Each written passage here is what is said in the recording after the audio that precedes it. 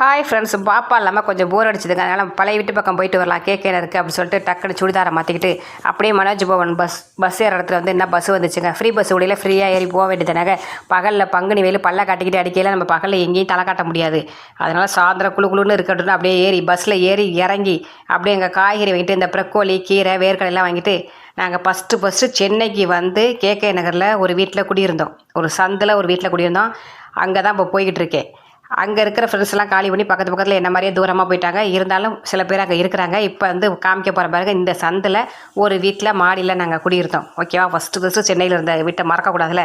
உங்களுக்கெல்லாம் காமிச்சு விட்டுட்டு அப்படியே ஃப்ரெண்டு வீட்டுக்கு வந்தாங்க. சிவகாமி அப்படின்னு கூப்பிட்டோன்னா அக்கா அப்படின்னு ஓடி வந்துச்சு என் ஃப்ரெண்டு. அப்படியே உள்ளே கூட்டி போய் காஃபி கொடுத்து ஸ்நாக்ஸ் கொடுத்து பேசியிருந்து கதையெல்லாம் பேசிட்டு வீட்டுக்கு இப்போ திரும்பி பார்த்தா மணி 9:30. அச்சச்சோ அப்படின்னு என் பையனுக்கு ஃபோன் அடித்து என் பையன் பைக் எடுத்துகிட்டு வந்து கூட்டிகிட்டு வந்துட்டாங்க. ஃப்ரெண்ட்ஸை பார்க்க போனால் வரவே மாட்டீங்களாம்மா அப்படின்னு மணி 9:30 வேகமாக வந்து தக்காளி சட்னி அரைச்சி தோசை ஊற்றி பசங்களுக்கு கொடுத்துட்டு நானும் 2 தோசையை ஊற்றிட்டு சாப்பிட்டுட்டு தூங்கி